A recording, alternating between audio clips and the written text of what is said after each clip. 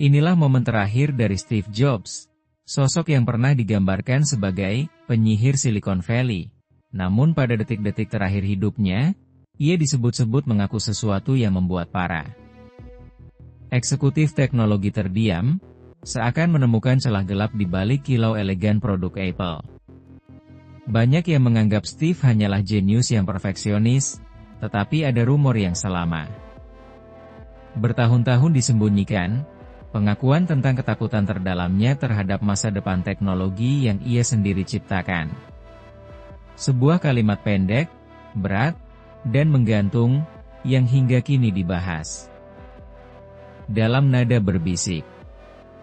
Tanggal 6 Oktober 2011 tidak hanya menjadi akhir hidup seorang inovator, tetapi juga, menurut sejumlah orang dekatnya, akhir dari sebuah rahasia besar yang tak pernah disampaikan secara utuh kepada publik.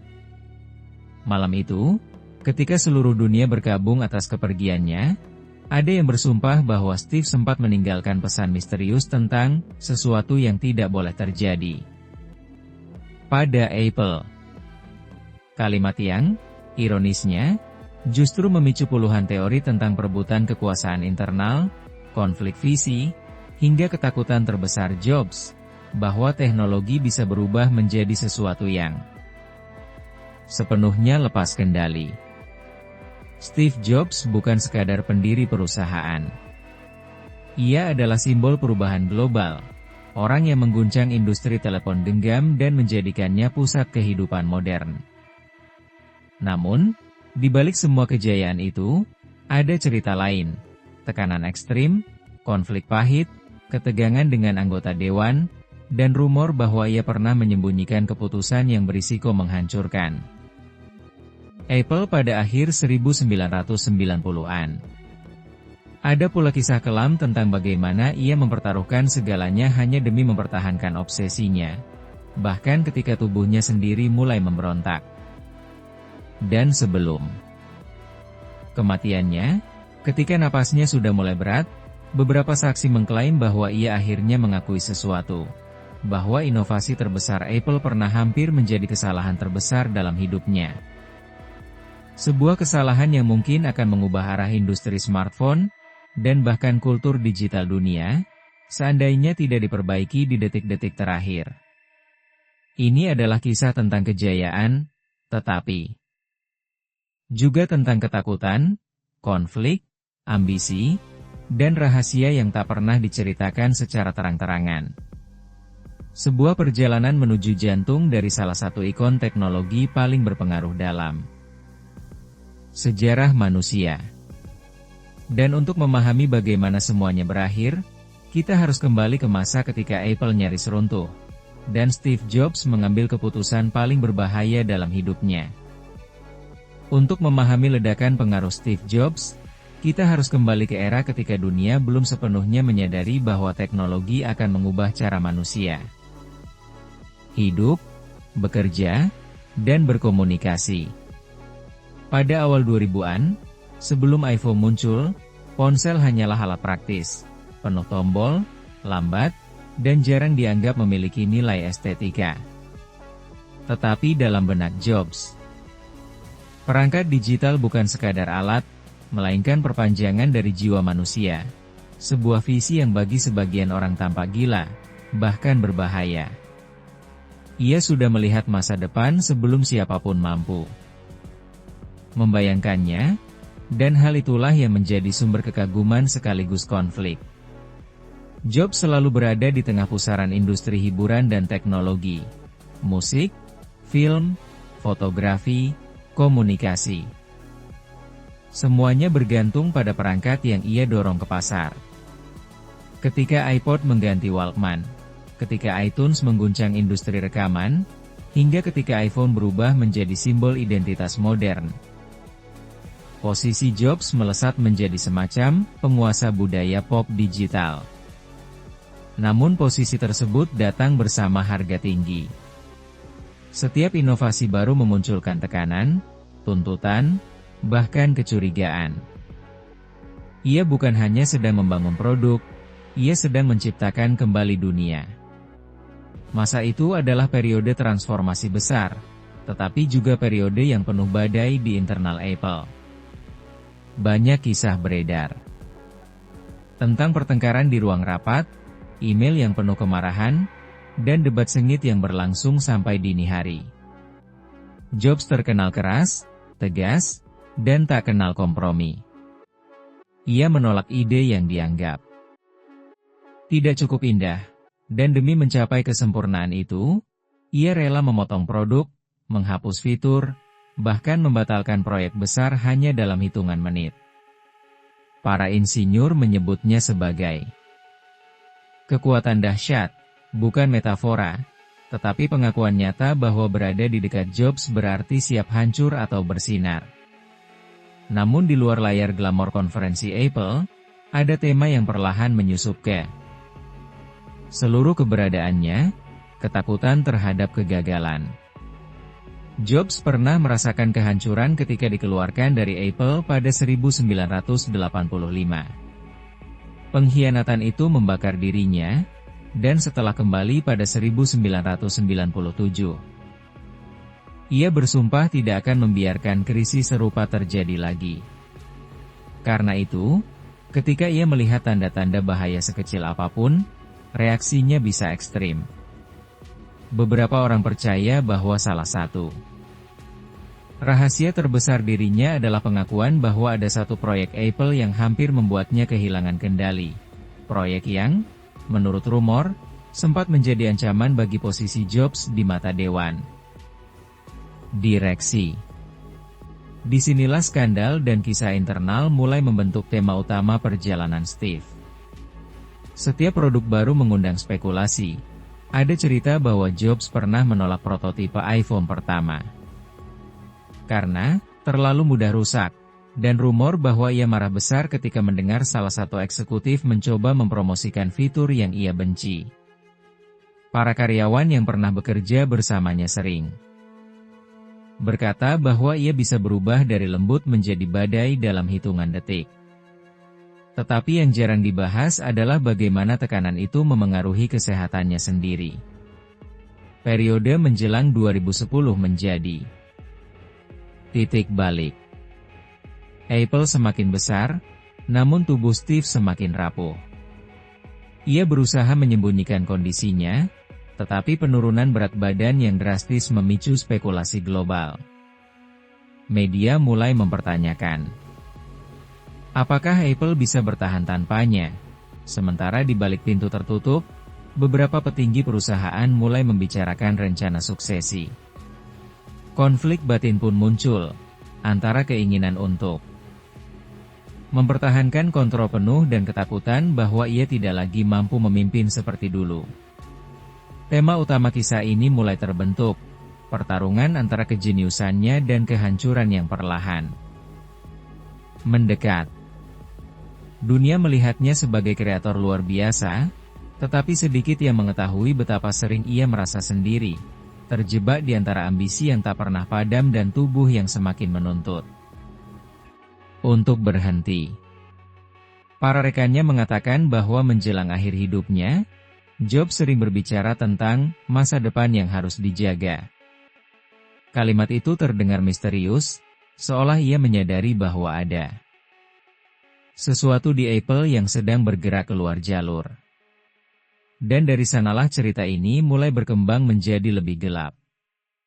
Sebab di balik kejayaan yang membutakan dunia, ada konflik, ketakutan, dan rahasia yang selama bertahun-tahun disimpan di ruang-ruang rapat Apple. Sebuah rahasia yang dipercaya oleh sebagian orang sebagai inti dari pesan terakhir Steve Jobs kepada dunia. Kisah ini tidak bisa dimulai tanpa sebuah kejadian yang terlihat kecil, tetapi justru menjadi pemicu dari rangkaian peristiwa besar yang mengubah Apple selamanya. Semuanya bermula pada sebuah rapat internal yang berlangsung pada pertengahan 2005, ketika Steve Jobs masih penuh energi meski tubuhnya sudah diam-diam mulai melemah, menerima kabar bahwa salah satu tim riset Apple telah mengembangkan prototip rahasia dengan desain yang sama sekali tidak ia setujui. Sebuah perangkat yang, menurut beberapa orang, bisa menghancurkan arah yang ia bangun. Selama bertahun-tahun. Saat file itu dibuka, ruangan menjadi hening seperti tercekik. Jobs memandangi layar selama beberapa detik sebelum menutupnya dengan wajah dingin. Itu adalah kejadian awal yang terlihat ringan, tetapi menjadi awal dari badai panjang yang menghasilkan rumor dan kecemasan di internal perusahaan. Perkembangan peristiwa kemudian meluncur cepat. Jobs memanggil seluruh tim inti iPhone, termasuk para insinyur yang selama ini dikenal sebagai anak emas Apple, dan memaksa mereka menjelaskan mengapa desain tersebut ada.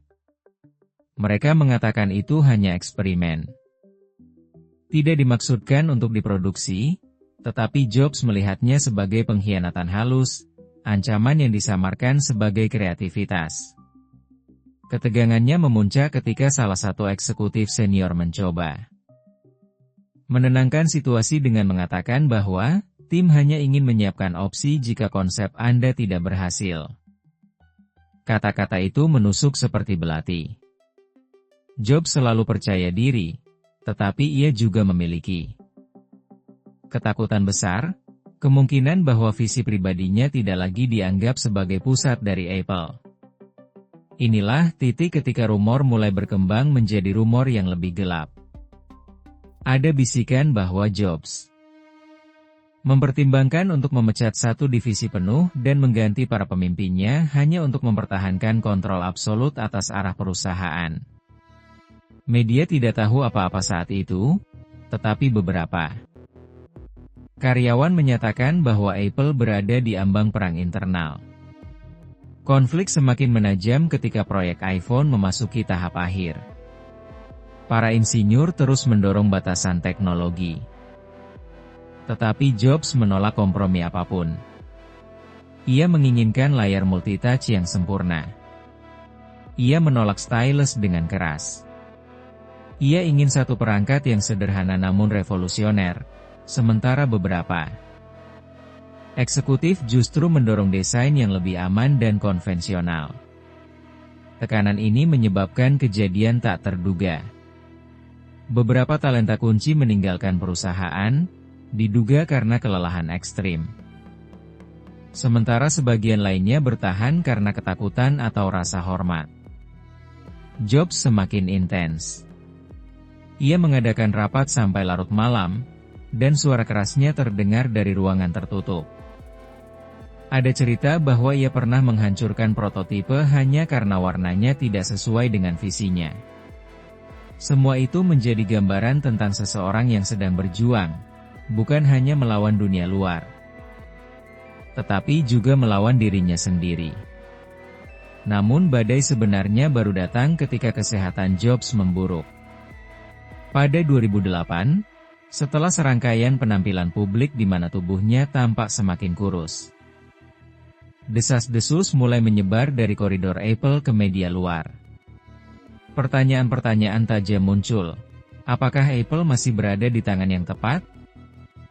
Apakah Jobs masih mampu memimpin? Dan apakah ada seseorang di dalam perusahaan yang mulai memanfaatkan kelemahannya? Beberapa orang percaya bahwa perdebatan tentang suksesi memicu konflik baru. Ada yang ingin mempertahankan Jobs sebagai simbol utama. Ada yang menilai Apple harus mulai bergerak ke arah baru. Di tengah semua itu, Jobs tetap berusaha memperlihatkan kekuatan, tetapi tubuhnya mengirimkan sinyal sebaliknya. Klimaks peristiwa ini terjadi ketika Jobs, dalam sebuah rapat yang kini terkenal di lingkungan internal Apple, mengatakan sesuatu yang membuat seluruh ruangan terdiam.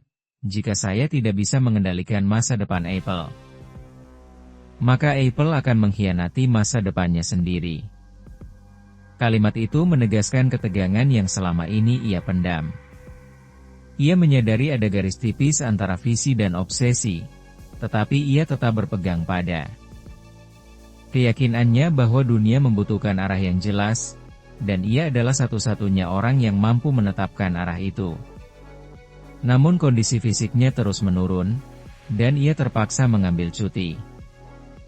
Sesuatu yang tidak pernah ingin ia lakukan. Konsekuensi dari semua itu mulai terasa. Kekhawatiran publik meningkat, saham Apple bergejolak, dan media mulai meluncurkan spekulasi gila tentang konflik internal.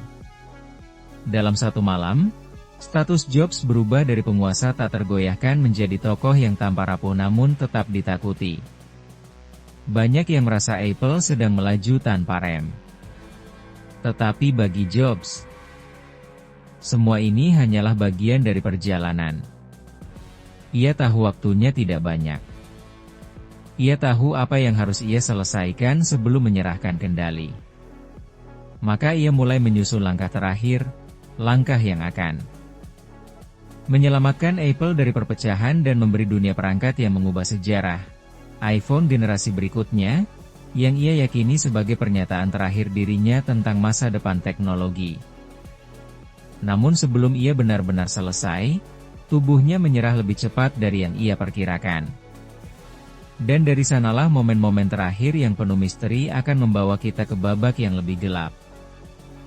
Tempat di mana konflik personal, ketakutan terdalam, dan rahasia masa depan Apple bertabrakan menjadi satu cerita yang hingga kini tetap menimbulkan tanda tanya. Saat kondisi Steve Jobs semakin melemah, Apple memasuki masa yang sangat pelik. Dari luar, semuanya tampak sempurna, dengan peluncuran produk yang terus mengguncang pasar, tetapi di balik pintu rapat tertutup, ada peristiwa-peristiwa yang tidak pernah diungkapkan secara resmi. Pada 2011, menjelang bulan-bulan terakhir kehidupannya, situasi internal mulai menegang. Sumber-sumber tertentu menyebut ada dokumen, prototipe, dan keputusan strategis yang tidak pernah dipublikasikan, karena Jobs sendiri menahan semuanya, seolah menyimpan rahasia yang tidak boleh keluar sebelum waktunya. Peristiwa pertama yang membuat situasi memburuk terjadi ketika Jobs mengetahui bahwa beberapa eksekutif senior tengah menilai apakah Apple harus mempercepat transisi kepemimpinan. Rumor menyatakan bahwa ada tekanan dari Dewan untuk mempersiapkan masa depan tanpa dirinya, dan hal itu membuat Jobs marah, bukan karena ia takut kehilangan kekuasaan, tetapi karena ia merasa Apple akan berubah menjadi perusahaan biasa tanpa visi tunggal yang jelas. Ia percaya bahwa tanpa kontrol ketat, Apple bisa menjadi seperti perusahaan teknologi lain, penuh kompromi dan kehilangan jiwa. Konflik ini membuat beberapa rapat menjadi medan pertempuran emosional. Ada bisikan bahwa Jobs pernah mengetuk meja dengan kepalan tangan dan berkata bahwa inovasi Apple tidak akan bertahan jika visi diganggu oleh politik kantor. Dalam satu momen yang jarang dibicarakan, seorang saksi mengaku melihat Jobs terdiam lama setelah sebuah diskusi sengit.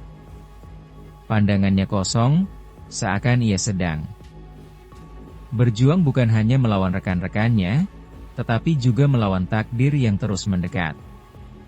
Ketegangan itu membuat banyak orang mulai bertanya, apakah Steve Jobs melihat sebuah ancaman besar terhadap masa depan Apple yang tidak kita ketahui? Klimaks cerita ini terjadi ketika Jobs duduk di ruang rapat kecil di rumahnya, ditemani beberapa orang kepercayaan. Tubuhnya sudah terlalu lemah untuk berada di kantor.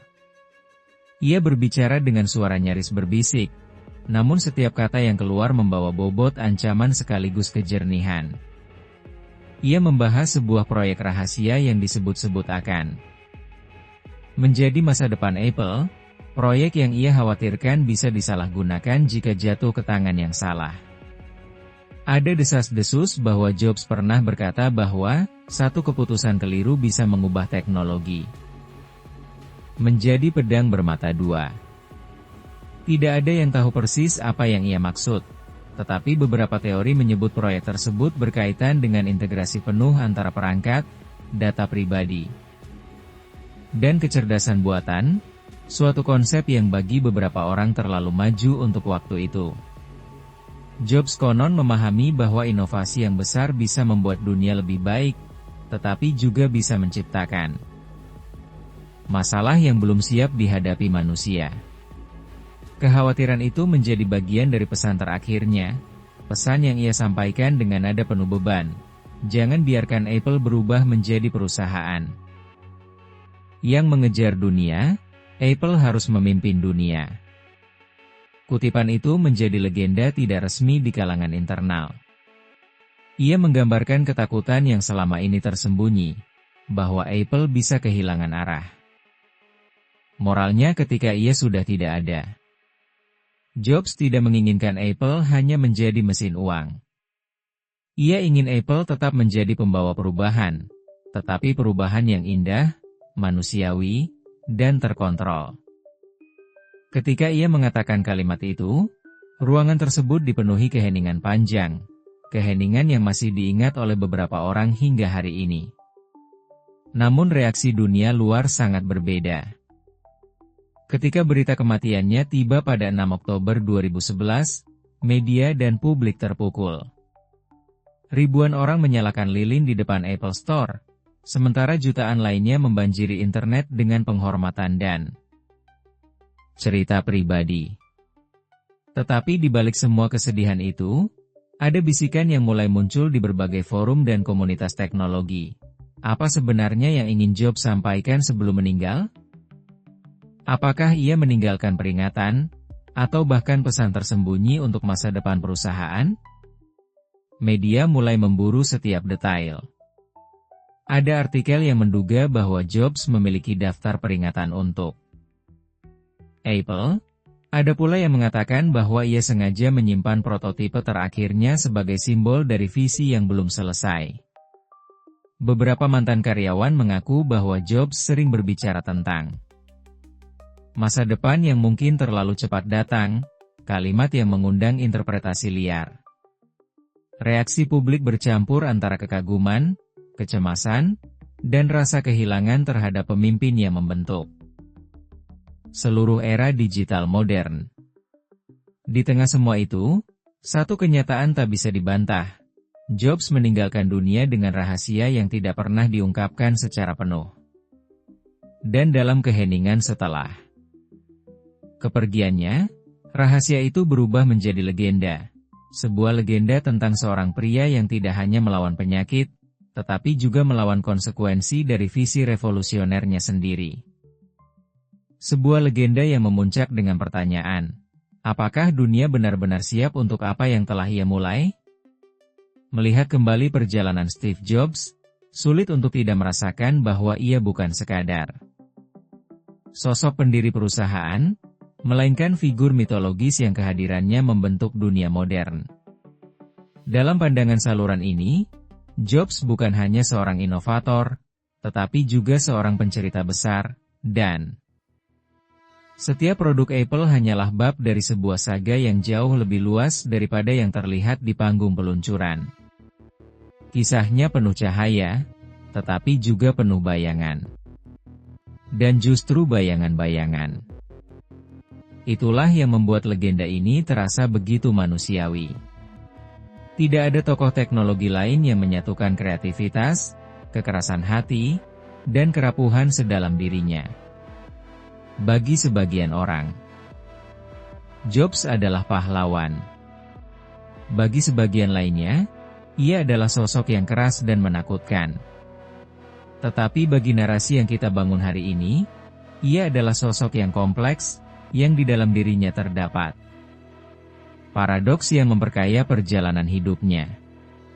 Ia seseorang yang menciptakan dunia digital yang indah, sekaligus seseorang yang takut bahwa dunia digital itu akan berbalik melawan manusia jika tidak diarahkan dengan benar. Saluran ini melihat bahwa justru disinilah inti daya tarik Jobs. Ia tidak sempurna. Ia tidak lembut. Ia tidak selalu benar. Namun visinya begitu kuat hingga akhirnya membentuk cara kita melihat teknologi. Setiap rumor, setiap skandal internal, setiap konflik yang ia hadapi, semuanya bukan tanda kelemahan, melainkan bagian dari karakter seorang visioner yang terlalu jauh di depan untuk dipahami pada waktu itu. Ada sesuatu yang sangat menarik dalam fakta bahwa Jobs selalu dikelilingi mitos. Mitos tentang bagaimana ia menolak prototipe, mitos tentang rapat-rapat penuh ketegangan, mitos tentang pesan terakhirnya yang penuh peringatan. Dan saluran ini percaya bahwa sebagian dari mitos itu memang tercipta karena sosok Jobs sendiri. Ia adalah orang yang berbicara melalui simbol, melalui desain, melalui keputusan ekstrim yang bagi banyak orang terasa hampir berlebihan. Dalam gaya itu, ia membentuk narasinya sendiri. Narasi tentang seseorang yang hidup bukan hanya untuk menciptakan produk, tetapi untuk menciptakan masa depan.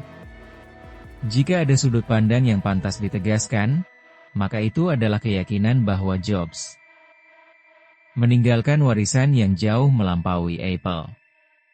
Ia mengubah cara manusia bekerja, membuat teknologi terasa dekat, menghubungkan seni dan sains dalam satu tarikan garis. Namun di balik semua itu, ia juga meninggalkan pertanyaan yang menjadi bagian dari pesona dan misteri dirinya. Apakah dunia siap untuk masa depan yang ia ciptakan? Dan inilah saatnya saya bertanya kepada Anda, para penonton setia saluran ini. Apa yang Anda pikirkan tentang Steve Jobs? Apakah ia seorang jenius yang menyelamatkan teknologi dari stagnasi, atau seorang figur yang terlalu dominan hingga menimbulkan bayangan panjang bagi masa depan Apple? Bagaimana Anda melihat sisi-sisi dirinya yang jarang dibicarakan, ketakutannya, ambisinya, dan keterlibatannya dalam konflik internal? Kisah Steve Jobs bukan milik satu orang. Ia adalah milik zaman, milik miliaran manusia yang menggunakan hasil visinya setiap hari. Dan sekarang, kisah itu juga menjadi milik Anda.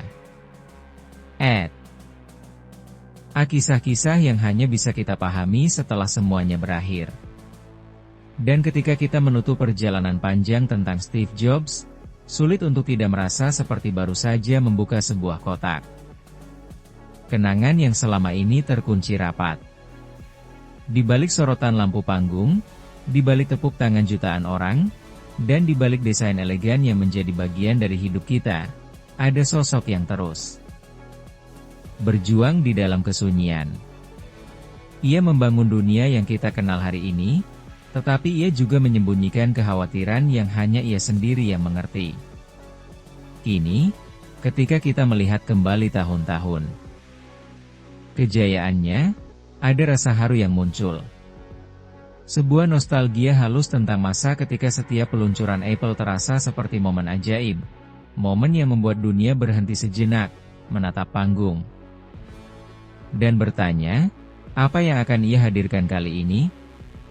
Kita mungkin tidak berada di ruangan itu bersama Jobs, tetapi kita merasakan getarannya, merasakan pengaruhnya, dan merasakan langkah-langkahnya yang mengubah arah seluruh industri. Dan setelah mendengar rahasia, konflik, ambisi, dan ketakutan yang ia sembunyikan, kita menyadari bahwa perjalanan ini bukan hanya tentang teknologi. Ini adalah tentang seorang manusia yang berusaha memberikan bentuk pada masa depan sebelum masa depan itu tiba.